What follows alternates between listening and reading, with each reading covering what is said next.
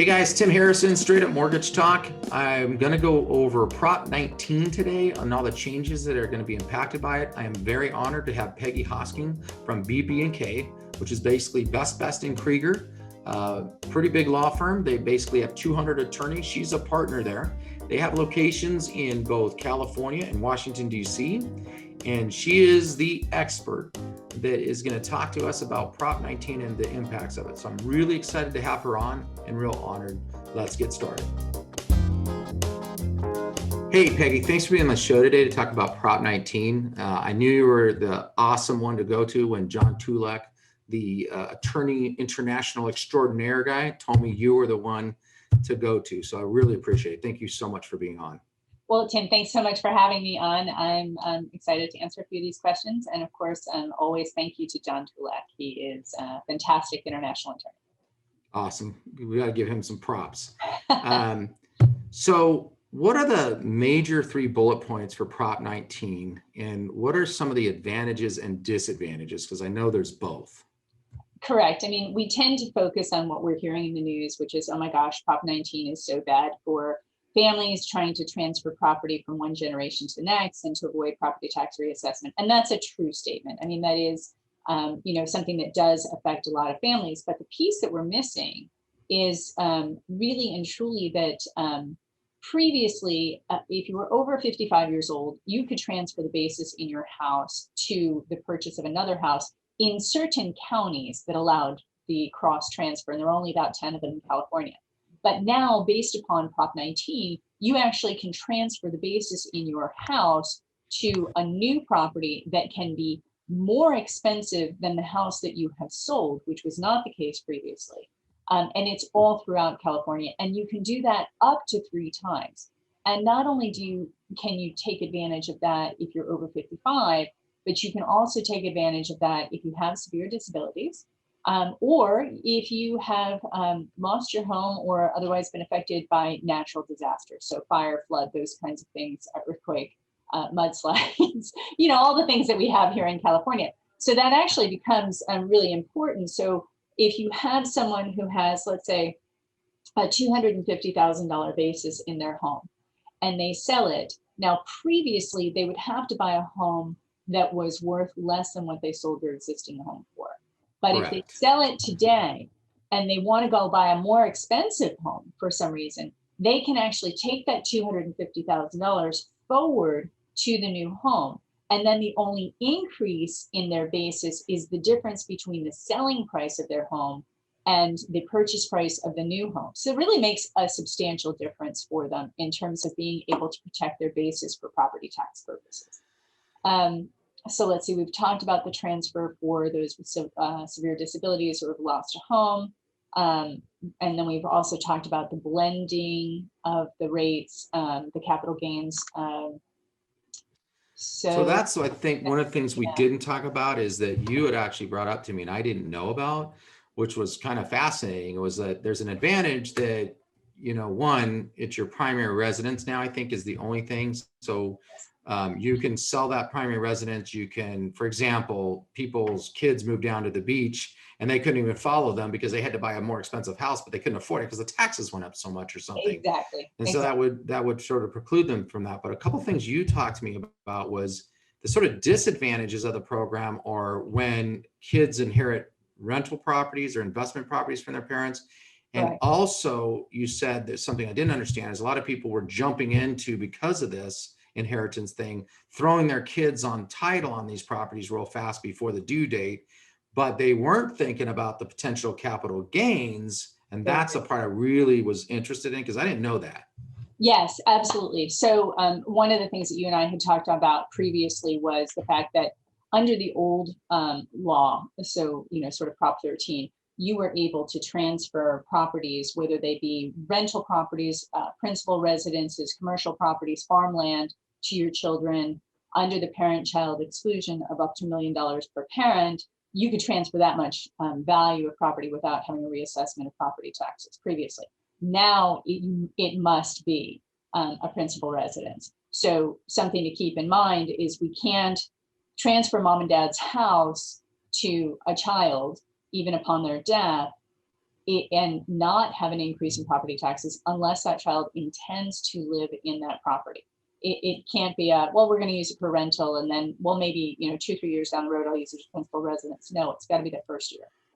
Right. So And that's so something to that, keep in mind. what about that strategy where you're talking about, hey, let's just dump the kid on there now, and then we circumvent this before Prop 19 goes into deal, and we're going to save all Right. this money and all that. But Right. then you said, yeah, there's a kind of problem with that Right. potentially. And so that issue becomes the capital gains issue. So in California and, currently federally, we still have what's known as a step up in basis on death. So that is to say that when someone dies and transfers a real property asset to their child or children or other heirs, the property now is reestablished as the basis, is the value at the date of death. And so that makes a big difference. If mom and dad bought a piece of property for $50,000, 40 years ago, and it's now Mhm. worth $1 million, and you say, great, I want to use the parent-child exemption or exclusion, I want to transfer this property to my child today. Well, that's fantastic, but your child is getting that $50,000 basis. And so when your child then decides, okay, I'm going to live in it for a year, and then I'm going to sell it because it's worth over $1 million now. So now your child's basis is that same $50,000. So they have taxable gain of $950,000 when they go to sell that property. Okay. Let me clarify this. So it doesn't even go to when you add the child like today's value. It goes back to their initial purchase price. And so it's even worse than I thought it was. Yeah. Yes, exactly. So it goes back to the parent's basis. And I thought it just went up to what it was today when they were transferred on. So you're saying it goes back to what the parents purchased it for, Right. which is even worse. Now, remember, your basis can change over time. So if you pull permits, for example, and you're adding a pool or you're adding a garage or an addition, your basis is going to increase a little bit. So it may not be the purchase price, but that's what we think of when we give these examples is going correct. back to the purchase I price. stand corrected. Reassessment type stuff where you add pools or square footage, you're going to get that different deal and increase your tax basis by improvements or whatnot. That totally makes sense. So what you're saying is you have to really think about whether you would go ahead and go throw somebody on title right now, because if they decide, your heirs decide to sell that property, they're going to end up being what would be right now 20% federal, about 9% state, about 29 to 30% taxes on those capital gains from their parents' original purchase price, while they were just trying to save some property taxes, and the kids may not even keep the property. Correct. And so this is going, I just had a situation with a family that had a beach house, as you previously suggested, and it had been passed down from generation to generation. So now the ownership is really in quarters because there's 4 siblings that own pieces, where their spouses own pieces of this house. But they wanted to make the transfer to avoid the property tax reassessment. Of the 4 interests that are out there, only one of them had a death recently. So there was a step up in basis for that one.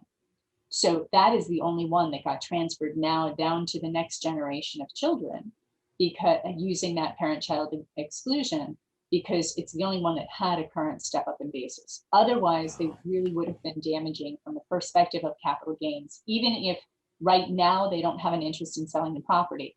When you get down multiple generations and the house is now older, it is entirely possible that there will be a sale event. And so we wanted to protect the children from that that capital gains delta.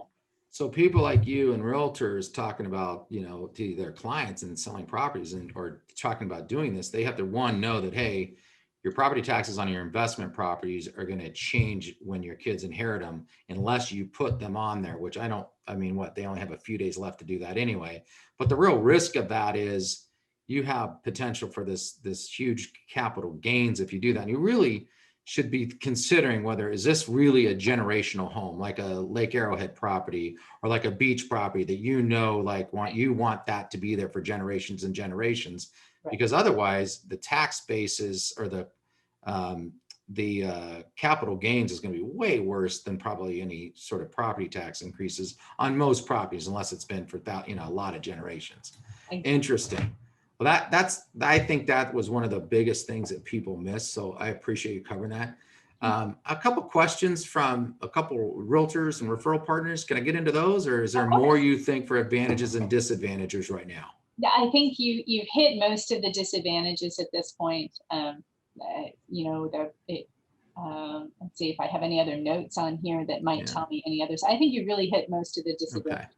And the huge advantage is, look, somebody 55 and older can sell their house, go buy a more expensive house, and carry their tax base up to what the value of the current home is now, and only pay the difference of whatever that tax rate is on the additional, which is the whole reason why it passed, because that's more for the masses than these people with multiple properties, inherited properties and all that. And so it fits for a lot of people. It does. So let me get into the questions. Carol Curtis had a question, and she's a broker here in Claremont. Says, if a parent owns a rental property, non-owner occupied, which is currently in a trust, could they add their adult child to the title as tenants in common in order to protect it from reassessment upon the death of the parent? No. I had to like think about, wait, is that with them as a trust and them as tenants in common? I'm like, what? Okay, so what we will often see is that folks try to avoid putting their property into a trust by using joint tenancy with rights of survivorship as that mechanism, right? Because if a parent and a child are on title as joint tenants with rights of survivorship, then when the parent passes, then everything just passes to the child without the need to have a trust. Okay, that is one way that you can sidestep it. I still think it's better to have a trust because that encompasses sort of all assets, and it gives a trustee then the ability to make the cleanup items that need to be made sometimes when we're administering a trust. Tenants in common doesn't quite achieve the same thing. And so what you'll end up with is to avoid the reassessment, first of all, the transfer has to be complete. So mom and dad couldn't stay on title, and the child must actually live in that property as their principal residence. So this scheme doesn't actually work whether you put it into joint tenancy or you put it into tenants in common for the purposes of avoiding reassessment of property taxes.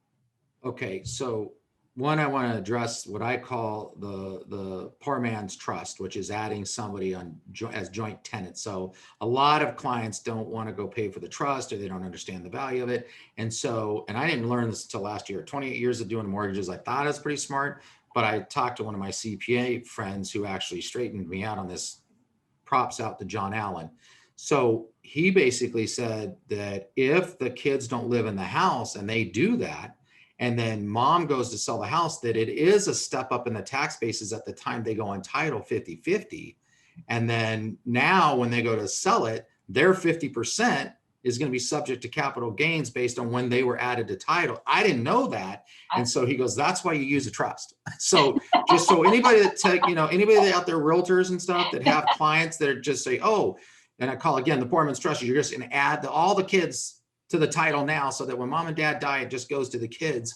That doesn't work, because if they go to sell that property, which in most cases they do, they're going to have 50% basically, or whatever percent, especially if you have more kids, basically whatever percentage of the kids that goes on there is going to be basically capital gains at that time, or from that time, which I didn't know. So that's really interesting. Remember that if you transfer more than 50% of ownership interest, that automatically triggers a reassessment as well. So, right, based on correct, right. Except parent to child. Yes, as long as you can use that exclusion, which now only if it's the principal resident of the child. Oh, so for all of these, it's always that. Okay, interesting. Got it. Okay. So it really, really, really undermined Prop 13 quite a bit. Got it. So Carol Curtis's question, and I know you guys are doing this kind of thing for people who are going to be on prop and keep the properties forever kind of thing. Maybe not tenants in common, but you could create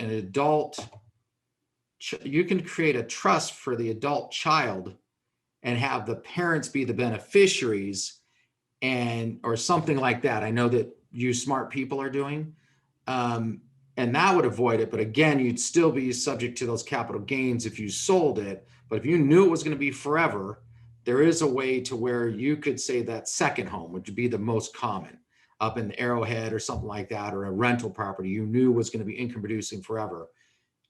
Talk to me about what some of you smart attorneys were doing, was basically creating a child trust. Correct. So And unfortunately, today is the last day in California that you would be able to make those transfers. Right, but realtors will run But- into this, Right, but and what we so did, they'll know. Yeah. sure, what we did in order to effect those transfers that were, you know, as you say, those legacy properties, so they're not the principal residence, is that we transferred it from the parent to the child. So if the parent had it in a trust, it had to be transferred in the parent's name. The parent then transfers to the child, uses the parent-child exclusion. Then we take it from the child's individual name and we put it into a separate property trust for the child. So whether they are presently married or if they're not married now, then it doesn't have to be a separate property trust. It's just their trust.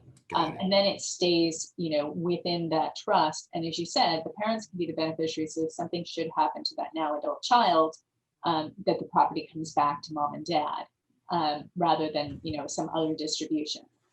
So that was how we handled it sort of in the last couple of weeks. Two problems I see with that. If all of a sudden your kid, you know, and you aren't getting along or something, they have control of that trust right before death, basically. And two, the capital gains issue. So I'm assuming there's a bit of pushback and reluctance on that to some degree. So, and each one is a very specific analysis. When we have, so there were a couple of them that we did, and we did make those transfers because there had been a recent step under basis, as in the beach house example that I gave previously. And then there was another one that we did recently that also had a step up in basis, not caused by death, but caused by some improvements that had been made to the property and some other reasons that they were willing to make that change now. Right. I'm guessing there's some people who made a mistake on that and maybe missed the capital gain piece and everything and rushed into that kind of thing. And that's why I kind of want to go over it, because I don't know if there's a way to reverse that. But quite frankly, you know, it might be something that people really have to look at. All right, here's the next question.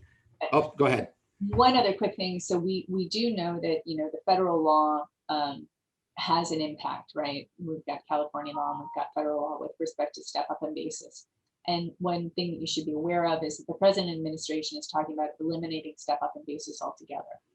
So if that becomes the issue, right, then we're not going to have, it's going to actually be quite difficult when we're transferring properties from one generation to another generation and then there's a sale, because there is going to be a substantial capital gains. Then on top of that, current administration wants to increase our capital gains rate to 35%. So if you are thinking that this is a long-term goal and you believe that the administration will be successful in these two items, so eliminating the step up in basis and increasing the capital gains, you may wish to advance your plan a little bit. Got it. And this is why they have smart people like you, which we're going to ask you for your information at the end, because I'm not smart enough, and that's why I have you on the call with me or the Zoom with me, so that we can give somebody a referral source to go to smart people. All right. So Kendra Miller, she asked the question: can people still use? She called it Prop 60 and 90, which is what I always knew it as. But then you sort of said, yeah, it's really Prop 58 and 193. Until Prop 19 goes into effect in February. And you made a couple corrections on there, and I thought it was always 60 and 90 as well. There's two different things there. Okay. So the 60 and 90 had to do with the transfer of your basis. Okay. So the ability to transfer the basis in your home to then the next home, which had to be of a lower value and it had to be your principal residence. So if the question is with respect to 60 and 90, then that's the correct. So if she's looking at the basis question and the transfer of it, but if she's looking at the transfer with the parent-child exclusion, then that was 58 and 193. Got it. And so pretty much once Prop 19 goes in, that whole thing is sort of out, and that date is today? So Prop 19 goes into effect or becomes effective February 16th. Of course, the day before that is Monday, which is President's Day, and most recorders' offices are also not doing any recordings tomorrow. So today is really the last day for those transfers. If the question, though, is with respect to the basis, that is actually becoming effective. That portion of it is effective sort of April 1st. So that's why the question of gosh, if we make all the transfers after April 2nd or later, will that be safe? And we don't have complete guidance from the BOE, the Board of Equalization, yet on that. Legislature moved a little bit quicker than the actual implementation of rules. So that's the question I think I asked you, where I have some neighbors who bought a house up in Santa Barbara because that's where their daughter is going to start raising kids, and so they want to carry their property tax based on something they bought 35 years ago up there and just pay the difference. They already purchased that home in Santa Barbara, but they have up to how many years to sell this primary residence they've been in and transfer that tax basis up. And I believe you also said, yeah, they should probably not close on this house down here until after April 2nd because we don't have clear directive on that yet. That's correct.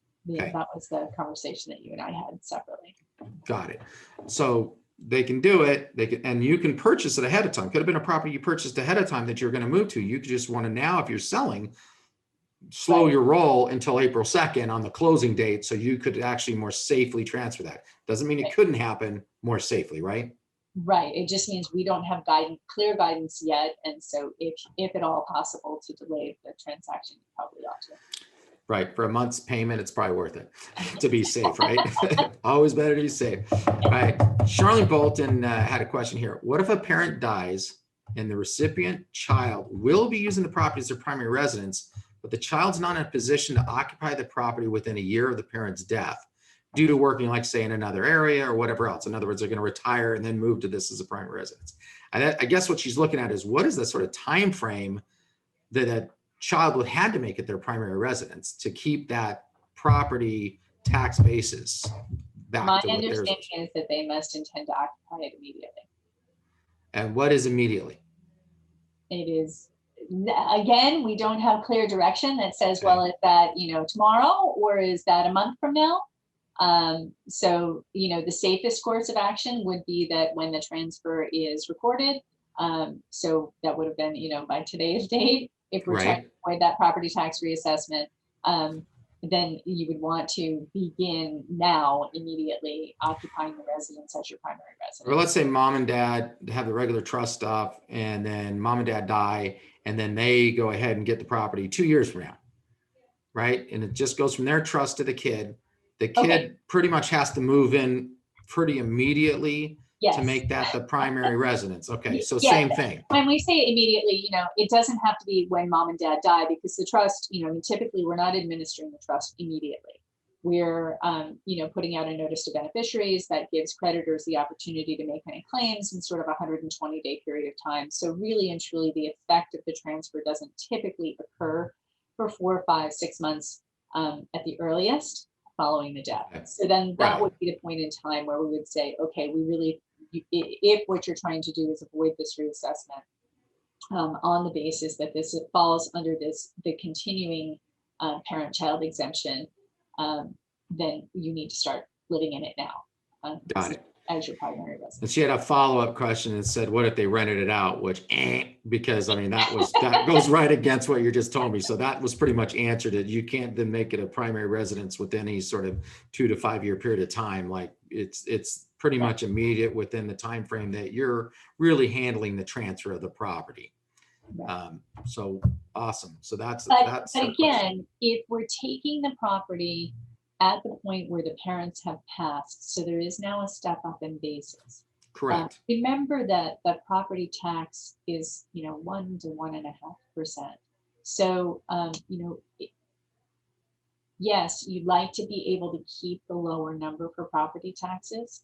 Correct. But it's more important to have a higher number for purposes of capital gains calculation, because it's a substantially higher percentage of the value. So if the thought is ever that the property is going to be sold, you really need to take that look at that at the capital. Correct. You'd rather pay property taxes at a higher level for 6 months than have your $400,000 or $500,000 to subject to 30 currently to potentially 40-45%, right? Actual money on that big number. So you can pay property tax for a long time. A long time, which is why when you told me that, I was like, ding, ding, ding, ding, ding. And my son, who's helping monitor this stuff, is on the call. He's going to know why daddy didn't transfer to him. So not really sure he would just take it and run. Let's be honest. All right. You know, depending. One day I might make him mad. It happens often the way I am.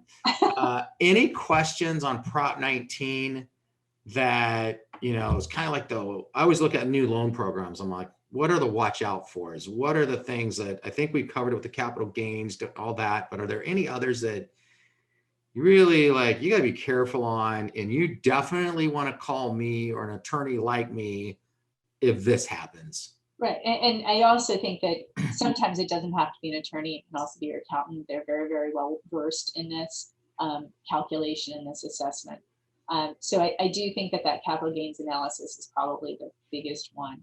One of the things that I think we are going to see is that the transfer of farmland is going to become a little bit dicey because, you know, farmland that has been held in a family for a long period of time is going to have a very low basis.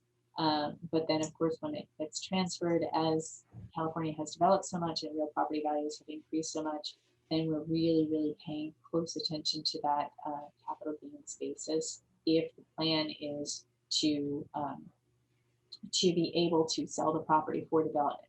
If the plan is that we're trying to keep the property taxes low enough that the family will actually keep the farm or keep the property, then that's a different issue. And so you go kind of a slightly different direction in your analysis. Got it.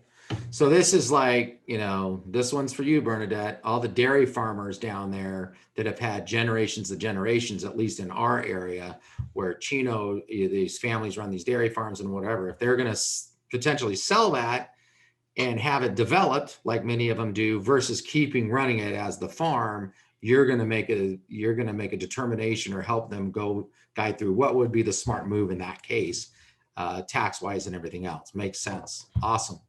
That's really important. So I think I had a couple other questions from the internet I kind of threw out there just because I was wondering what other people were asking.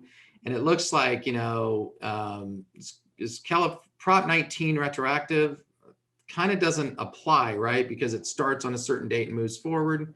Correct. So I think we answered that. How does it affect inherited properties? It's basically, if you don't live in it as your primary residence, you're going to have, if you haven't already done this weird trust stuff, you're going to basically pay the higher property taxes based on what the current assessed value would be, which means for somebody who has rental properties and all of a sudden their parents were able to cash flow really great on these properties, there's a good news and bad news, right? So they can potentially, they're going to pay those higher property taxes on those properties, which means the net income is going to go down to them. The good news is, as long as you have the capital gains where it is still the step up, they could sell them and cash out anyway. Well, and also let's remember that the vast majority of leases, particularly commercial leases in California, are what we refer to as triple net leases. And so the taxes get passed through. And so if you remember that when Prop 19 was on the ballot, there was another prop, I believe it was 15. And this is where they wanted to rescind Prop 13 for purposes of commercial property. And, you know, one of the oppositions to that is a very logical one, which is, oh my gosh, you know, it sounds great that we would reassess the local strip mall that the grocery store is in. But what does that mean when we take it out a little bit further? What that means is that the property owner is going to receive an increase in their taxes, and they're going to turn around, they're going to pass it through to every tenant in that shopping center. Right. And then every tenant in that shopping center is going to have to make that up somehow. And that is by charging you, the retail customer, more. So be careful what we ask for and how we're trying to get it. We understand that the government needs to collect more money in order to pay for the programs that they have. Understood. But, you know, what is the actual outcome of this? People think it's great that we're going to increase the tax basis for commercial property owners, but ultimately it can come right back to the consumer. To some degree on the residential rentals as well, because if they were, you know, I don't really need to raise rents because, you know, I'm got this great tax rate and I'm making enough money. But if all of a sudden, if they don't sell the property, then people inherited it, then it could end up, right, you know, having the same effect on the renters on those properties, correct? It can, but there are more protections in place for residential tenants Interesting. So in terms of how frequently you can raise the rent and how much you can raise the rent year over year. And Got so it. for that reason, the impact may not be as great initially on residential tenants. Makes sense. That person who inherits those properties can just do it a little bit less. Come on, it's all extra anyway. All right. Well, and of So, course, the other problem is that if we add COVID-19 issues to those residential rental properties that are being inherited from one generation to the next, I mean, those property owners are suffering right now. Obviously, we think that the tenants are suffering, which is why we've made these sweeping prohibitions and moratoriums on evictions. But it's going to be difficult for property owners to be able to stomach these increases in taxes with these transfers if they can't then pass that along someplace else. awesome.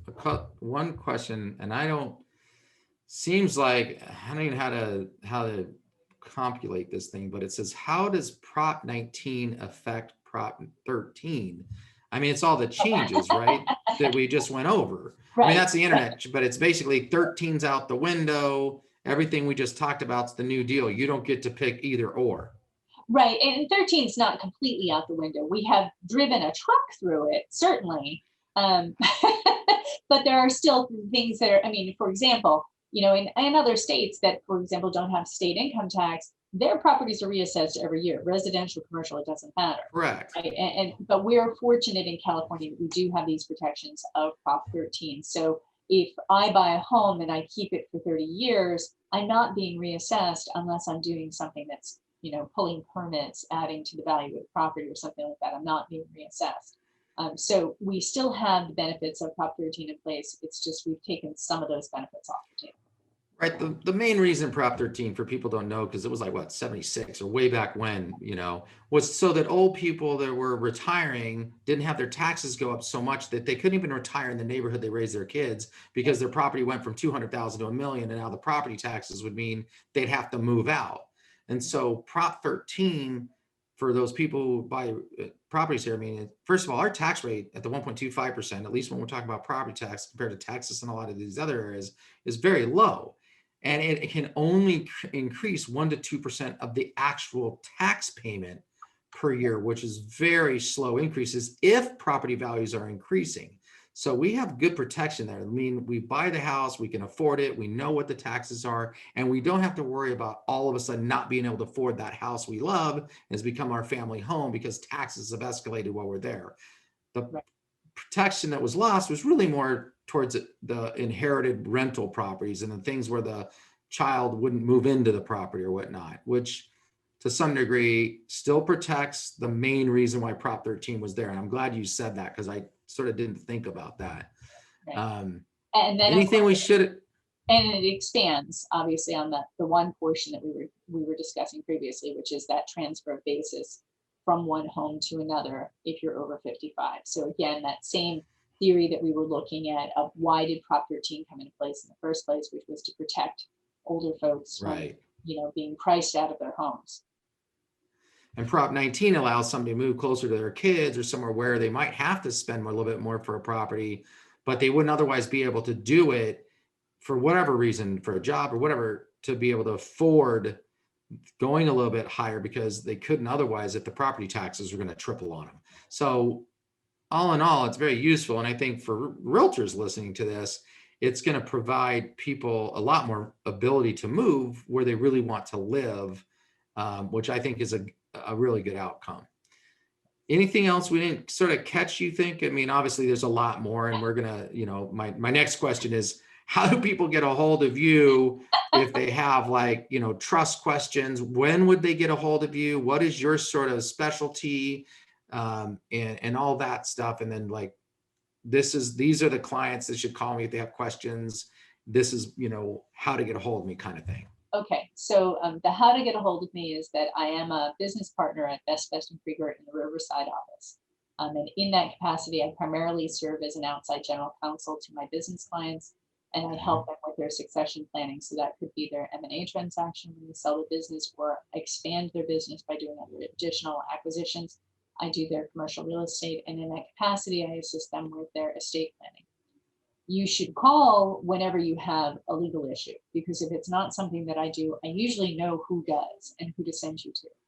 So by all means, please call or shoot me an email if something legal comes up and you need help and you don't have, a next door neighbor or a family member who's an attorney to direct you. Please give me a call.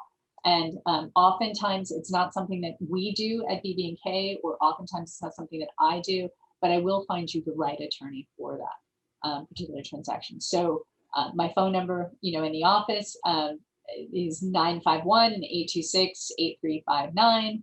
And then do you have the ability to just put the email address or my contact information up on the bottom of the, or at the end? Yeah, we'll go ahead and do that. We'll add it to the end of it so people can do that. And then just let me clarify to people. So you're dealing with people with really big businesses, big commercial properties, merger acquisitions.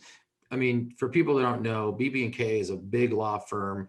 Peggy is a partner in that firm. And so they might refer you to your accountant or whatnot. But if you are one of these, I don't want to say how nice do you say it, but big money people, you've got commercial properties, you've got inheritance, you have big things like that. You really specialize in the real big stuff. I'm giving myself props for having somebody of your caliber on here. I'm just saying. All right. Well, thank you for that. And I'll let my ego, inflate my head just a bit. Truthfully, appreciate it.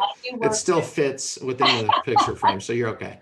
I do work with everybody from startup and formation. So, I mean, oftentimes I'll get a call from someone who says, hey, I have this idea. And sometimes I'll tell them, hey, you're not quite ready for us, but come back in a year when you've gotten your feet underneath you, and I give them some ideas to go away with. So if I can help them right away, I will. And if it's come back later on, then come back later on.